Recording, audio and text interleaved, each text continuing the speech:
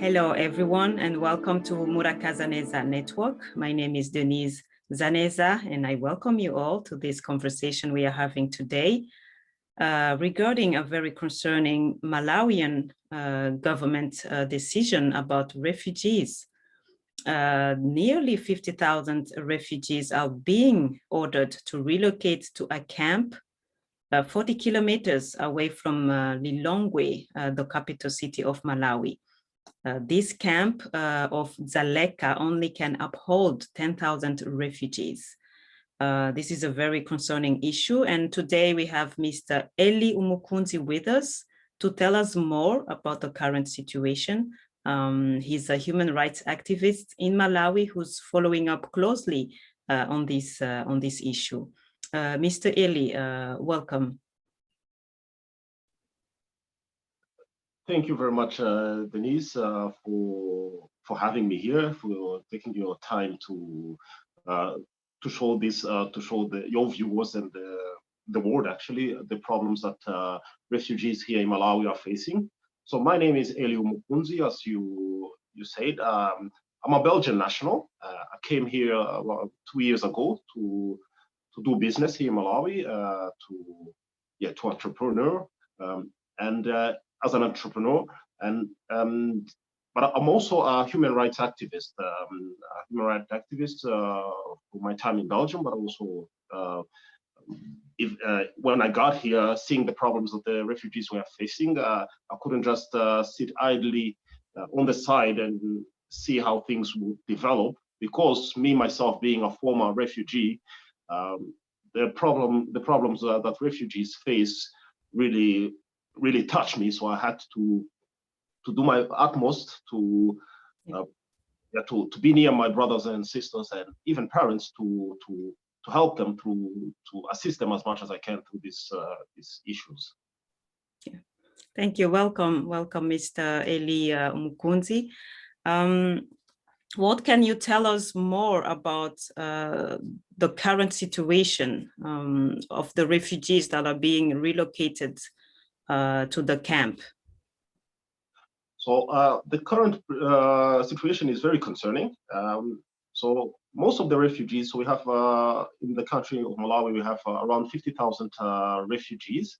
Mostly are from Congo, Republic Democratic of Congo. The others are from Rwanda. The others are from Burundi. But also have Sudanese, Ethiopians. We have Somalians. So it's a very diverse group of refugees. So this camp, the Dzaleka camp, was constructed back in the mid-90s when the refugees began to flood in, and the capacity of this refugee camp never changed. It has always been 10,000 people. Mm-hmm. And hence also when the government and the UNHCR, seeing the problems of this overcapacity, had given the authorization to the refugees to actually be self-reliant and go out of the refugee camp to integrate also with the local communities, with the host nation.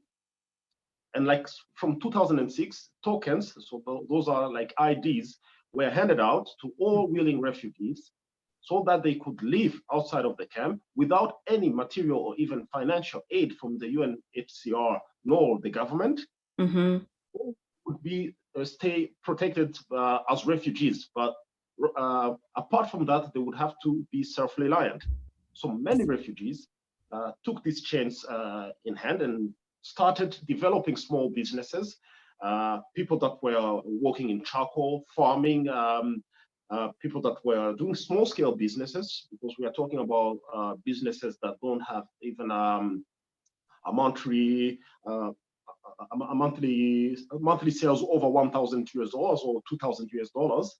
Mm-hmm. So those are very small-scale businesses, but those are businesses that allow the refugees to at least live a decent life, not a comfortable life, but a decent life where they pay tuition for their children, where they pay their medical bills.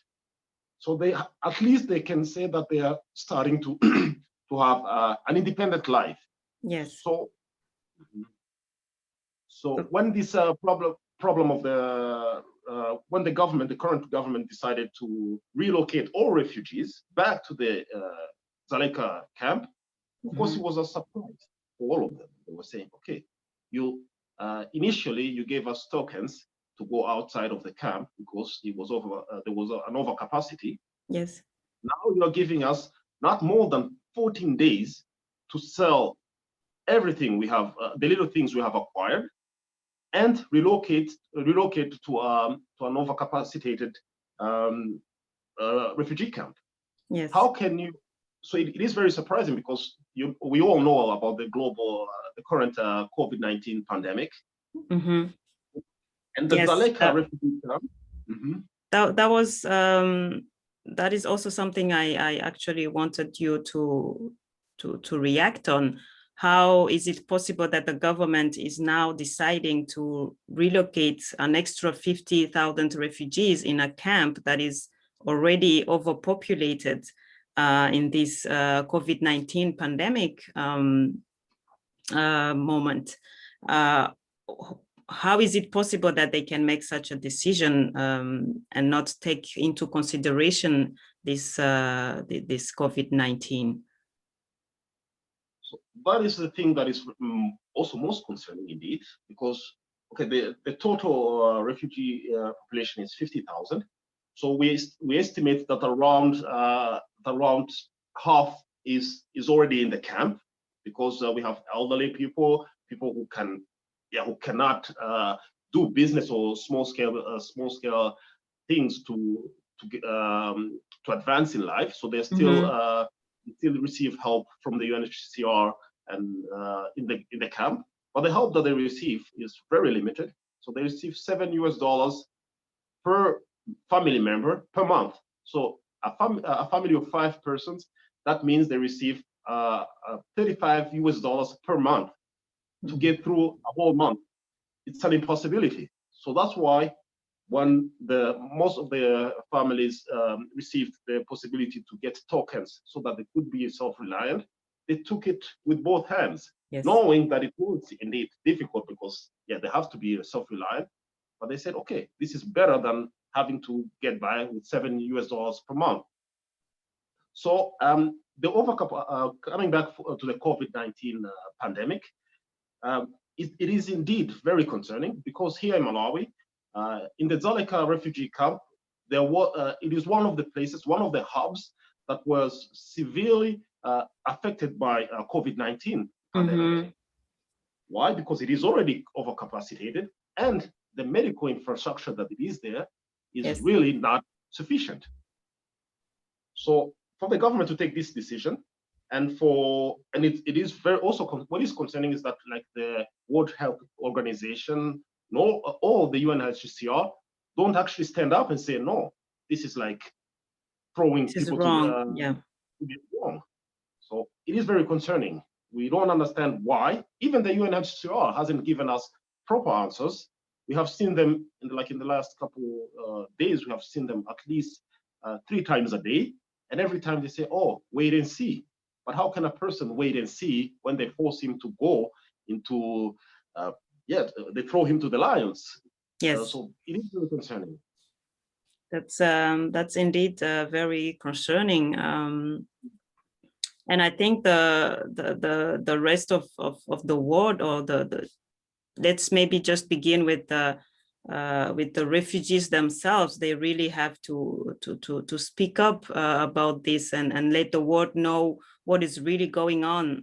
That it's not okay to have thousands of people, families, women, children, men, elderly, sick people in a very, very small place where they will highly catch the COVID-19 and then say it's okay. It is not okay. And I think it is up to everyone to speak up and let their voices be heard by the rest of the international community, and try to stop this decision, because it really doesn't respect human rights, the basic human rights that we always hear about, that the UN is always speaking about, that all these institutions are always speaking about. So we really need to speak up. And the other things I wanted to ask you about is we mostly hear about the xenophobic violence towards the refugees in Malawi. How is the situation right now? Like, how is the government going to protect them now that they have labeled them as people who have to be relocated to a camp? What is happening to those ones who are still out there? How is the population reacting to that? Is there any violence happening right now, or is it just, are they just waiting to be relocated and they are not facing violence? Because we hear violence against them a lot. So what's the situation right now? So this decision by the government has actually, in many ways, illustrated what many refugees, not only here in Malawi, but around the world, face.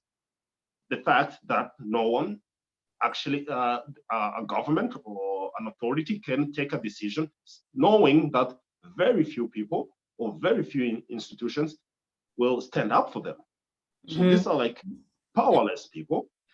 And that climate of powerlessness is the one that creates problems, the one that also creates xenophobic violence. Yes. Because here people, like in the last 2 years, because here there were elections and then re-elections that went with its share bit of chaos and violence. And in the end, most of the things that were looted, most of the people that were whose properties were damaged were refugees. And why were these people targeted? Because it is that side of powerlessness, saying like, okay, we can loot refugees because they don't have anyone to stand up for them. Yes, because by making this decision of making them look like they are less worthy, the population is also going to treat them like they don't have rights, and they will feel entitled to commit violence against them. That's what, and to give an illustration, a personal example or a personal illustration of what happened to me. So like I said, I'm a Belgian national. I have all the proper documents here to be able to conduct my businesses here. Mm-hmm. When the government's directives came out, even the general population had access to those directives, copies of those directives. So what was happening? Some guys just took a copy of that directive and came to my premises and handed me that directive saying that, okay, all you refugees, by the 28th, you have to relocate to Dzaleka refugee camp. And I was like, okay, who are you to be telling me this? He said, no, you don't have to know about me. Know that you have to go to the refugee camp.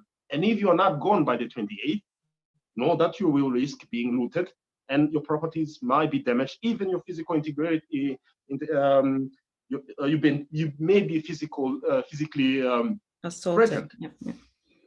And that's very interesting. That's a very interesting part of how things work, because the people, some people, and the general population of Malawi lives very well with the refugees. They know that what many of us have gone through, and also like the Malawian population, we have a lot of Malawians that have that live in South Africa. Also, they are more or less economic immigrants, and they know that it is necessary. In many times in life, it is necessary to relocate. It's not a choice, but you do it just for the well-being of your family, whether it is political or economic or a mix of both. So they know this, because back in 2019, when there were the xenophobic attacks, violences in South Africa, many of the targeted people were Malawians. So they understand this. So coming back to my example, so this person hands me the notice saying, okay, you have to be gone by the 28th. You have to close your premises. If you don't close your premises, you might, and you definitely will be looted. Yeah. So if you understand that I'm a person who has all the documents. So normally no one can be threatening like that. But now let's think about a refugee who don't work in the bigger cities, who doesn't have access to lawyers, to anything. How can those threats are very real, and they don't receive it just once. It's like a daily thing. Like during these days, some refugees are receiving those threats every 3 hours. Someone comes and asks them, guys, have you moved? Are you thinking about moving? Know that the deadline is coming. Yes. And know that what's coming. Well, understand what is coming if you don't move. Yes. So that's the threat that these refugees are living in at the moment. That is indeed very, very concerning that the Malawian government is not taking actions to protect the refugees, because I think they signed the convention, the Geneva Convention to protect the refugees. So they have to respect this. They have to respect human rights. They have to protect them, especially when you say now that there are also a lot of children who are not now going to be taken out of school. There are a lot of families. They are married to Malawian people. What is going to happen to those families? You have, like, they give them 14 days to sell everything and to relocate to those refugee camps. And God only knows what will happen after they reach those refugee camps. So what is it now that you're asking the Malawian government exactly, and how can we help? How can the rest of the world help? Because we cannot just stand by and watch. I think this is a concern for the rest of the world, because this is not only happening in Malawi. This might also happen elsewhere, and this is probably happening in other countries. And this is something that we cannot allow to keep going on, because these refugees deserve protection. They deserve a decent life. They deserve to be treated like any other human being. They deserve to have equal chances in life. So what are you asking now? Please tell us, what is it that you're asking the Malawian government and the rest of the world to do about this? So first and foremost, let's start with the situation, the rest of the world, how things are. Because like you said, there is the Geneva Convention of 1951. Malawi signed it, and like many other countries, they incorporated it into their national constitution. And that states indeed that refugees must have a decent protection, whether it's physically, but also in terms of financially and economically. But that part is not for the Malawian government, it's for UNHCR, even though maybe that's a question for a later date, even though the UNHCR is not doing what it should be doing, because at $35 per month for a family of 5, let's be honest, it's not what it should be doing. It's not what it should be doing. So it needs to be clear. And there was also what we call the Comprehensive Refugee Response Framework that was signed in New York in 2018. So that's a framework trying to, indeed, that has seen that when refugees exist, when people flee their countries for political reasons, it is not a question of 2-3 years. In many ways, it is something of generations. We're talking about 20, 30, 40 years old thing. So like, for example, the first refugees that arrived here were Burundians. So they arrived around 1996. So that's 25 years ago. And their political situation is still what it was, because they can't now go to their countries, even though some things have changed, but they don't feel safe to go back. So it is also difficult for the host country to say, okay, guys, you have been host to these refugees for 25 years. We don't know how long it will take, for these refugees to either go back or anything else or be relocated like in the programs that they call the resettlement of refugees. But if these refugees are here, let's try to find a framework. And that's the comprehensive refugee response framework that has been signed also by Malawi to try to find a solution to these refugees so that they can be integrated into the nations, the host nations, economy and social, the economic and social fabric of those host nations.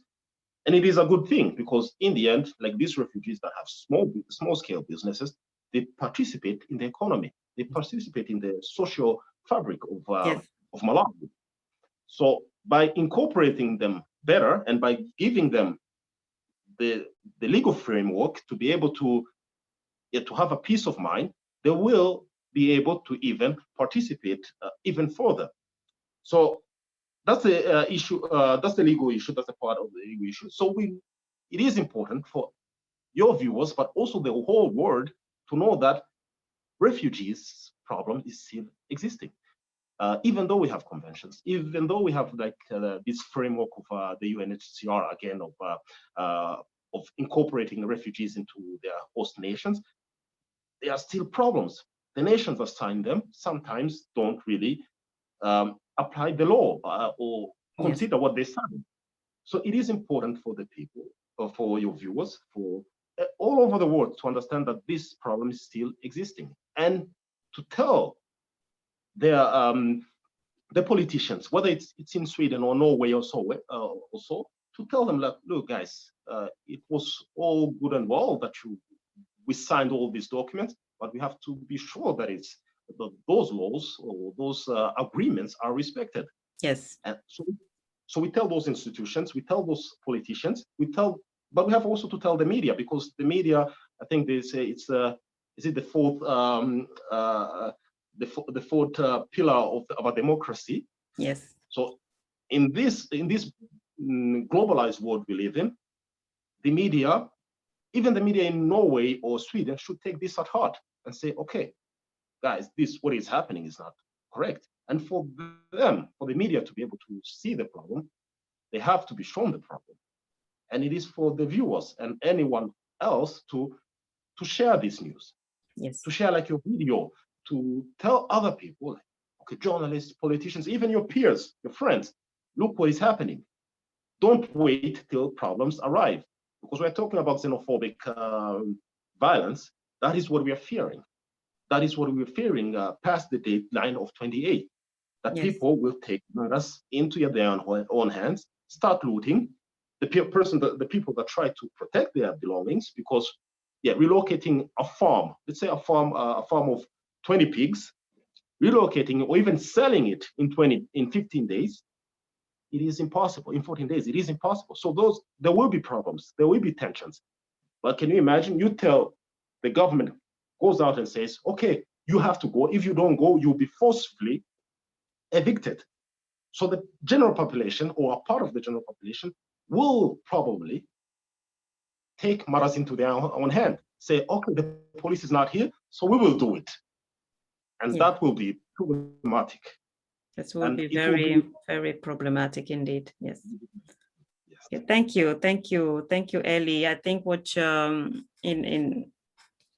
if I put it in a few words, what you're saying is that we should all feel concerned. We should all feel concerned by this issue and really try to make these institutions aware that the human rights are not being respected as the conventions say that they must be. So like the Malawian government is not respecting what they have signed up for.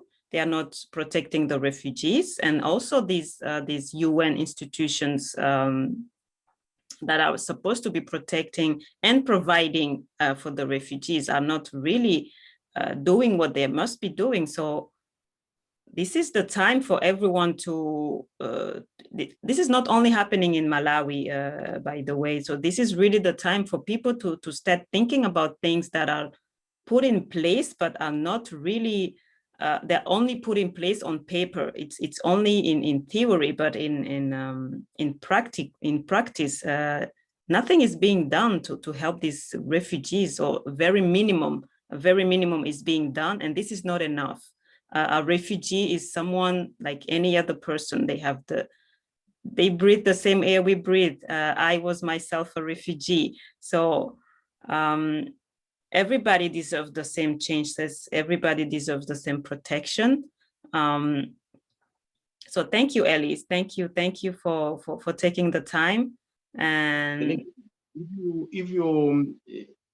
I would like to add something. Indeed, you were a refugee. yes. I was a refugee.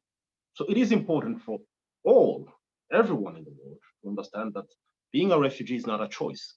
It's not a choice, indeed, yes. Not a choice. Something that happens to you, and it can happen to all of us, even the people that live in the West. Now we are talking about climate refugees.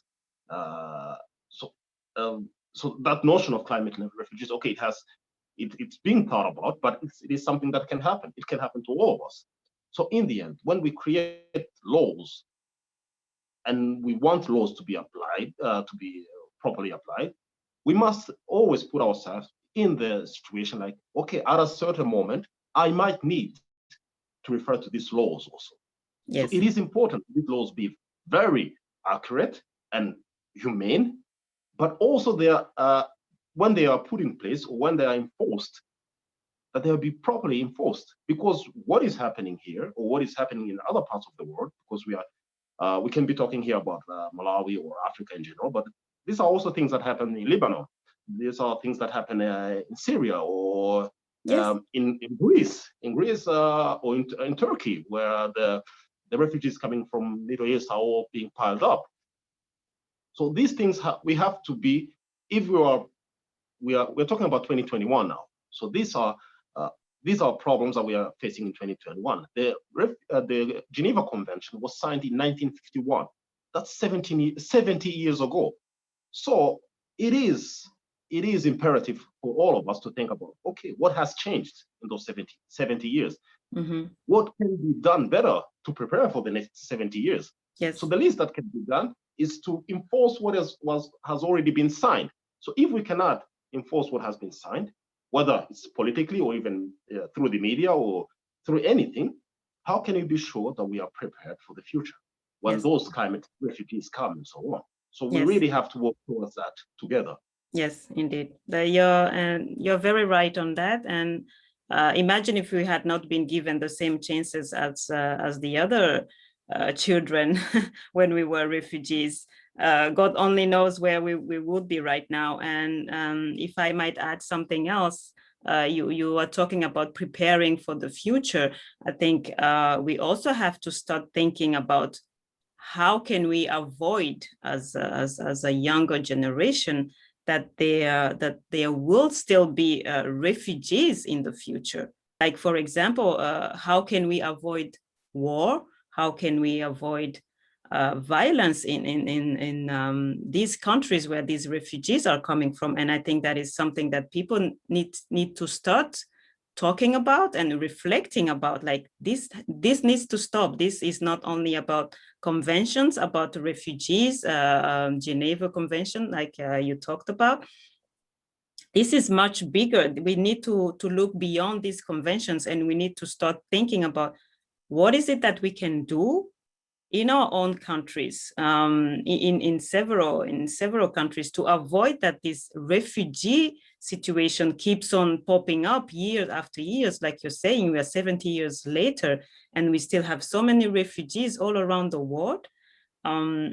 It is time for the younger generation to look back and to reflect and to say, okay, this needs to stop, and we need to make sure that this doesn't keep on happening, because this will happen to our children and their children.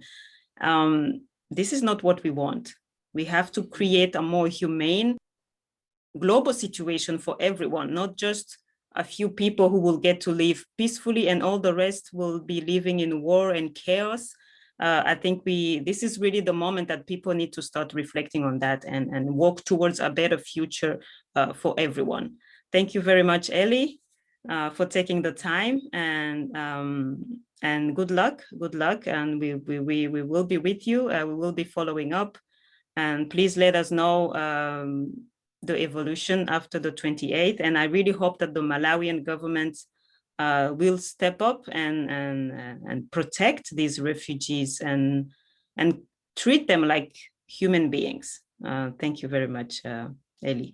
Thank you very much, Denise, for having me here. And I thank your viewers and continue to urge them, indeed, to be with us, to not only in prayers, okay, we need prayers, but we need also all of them to share the news of what is happening, because you cannot change anything if you're not informed, if you're not properly informed. Yes. So, like now we have just had this discussion over this interview. I think they will have more than enough elements to do research for themselves, to do research about what is happening to refugees. I was talking about Lebanon, I was talking about Greece, I was talking about, so those also are the points where we should start off from if we want to have real change. Say, okay, look what is happening when these wars are happening. Yes. So from that moment, then we can reflect indeed and take proper actions to avoid wars, to avoid refugee, migration, and so on. So it's by understanding the consequences of all of this, and we can only do that or achieve that by doing it together. Because individuals by ourselves, yes, we can do a lot, but it is limited. We have a limit. But once we move not as a community, as a global community, we will change things. Many things can be changed, and peace can be achieved. So I thank you very much for the time that you gave me, and I really look forward to give you better news when we talk again. Thank you very much. Thank you very much, Eli. Thank you. Thank you all for being with us today on this special conversation I've just heard with Eli Umukunzi regarding the refugees in Malawi and the very concerning decision that the Malawian government took to relocate 50,000 refugees in a camp that can only uphold 10,000 refugees. This is really something that we all need to reflect on, to act on, and to ask the government and other institutions that are supposed to be protecting the refugees to do what they must do to allow these people, to allow these refugees to have a decent life, to protect them, and to treat them like human beings. Thank you all for being with us today. My name is DRCongo, and see you all next time.